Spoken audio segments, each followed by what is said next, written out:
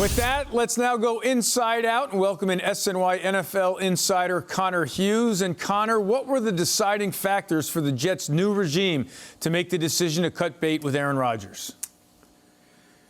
Yeah, Eamon, the Jets were open to the possibility of a third season with Rodgers, but if that was going to happen, things were going to be different this time around. I never got the sense that this regime was going to be overly okay with the idea of their starting quarterback potentially missing organized team activity practices. I know they definitely weren't going to be okay if he decided to miss minicamp again. There were probably going to be some questions and concerns that came up in regards to Rodgers' weekly appearances on the Pat McAfee show and the fact that no one really knew what Rodgers was going to say or the topics that they were going to dive into, and then the Jets having to answer for the things that Rodgers said and the topics that they ended up diving into. And ultimately, I think the fact that the Jets were going to want things to be very different ultimately led to both sides realizing that they'd be better apart than together, which is what's going to end up happening here, whether it's a trade or a release. So as the Rodgers era ends, where do they now turn for a starting quarterback?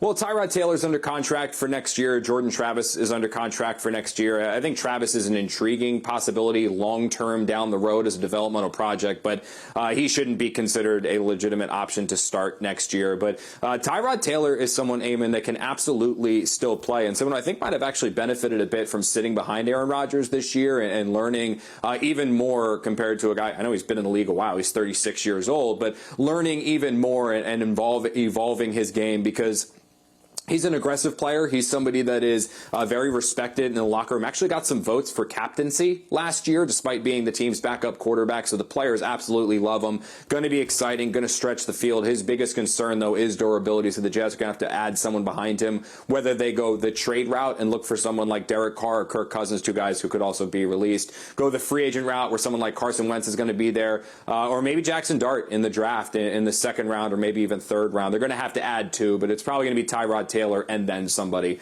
as this team's quarterbacking options for next year. All right, Connor, that's the Jets side of things. If Rodgers decides he still wants to play, where are some potential landing spots for the future Hall of Famer? Yeah, honestly, Eamon, all signs do point to Rodgers wanting to play next year. I don't think he wants to go out with these final 2 years with the Jets being the final memories that teams do have of him playing football. So I'd look at possibly the Rams. I'd look at possibly the Steelers. I'd look at possibly the Raiders as all options where Rodgers could latch on and be a starting quarterback. And there's also the chance that he could wait a little bit. He could see if some quarterback on a contending team goes down, and then Rodgers steps in and plays for them and helps take a team that had championship hopes lose their quarterback and keep those championship hopes alive. You know, we talked to him in the locker room this year, and I actually asked him about his experience in different offenses. He rattled off literally every different scheme he has played in dating back to Pee Wee football. So from Rodgers' perspective, he doesn't believe there's any offense he can't go into and have some success. And there will be drama as we wait to see where he ends up next. Connor Hughes, thanks for joining us here on Honda Sports Night.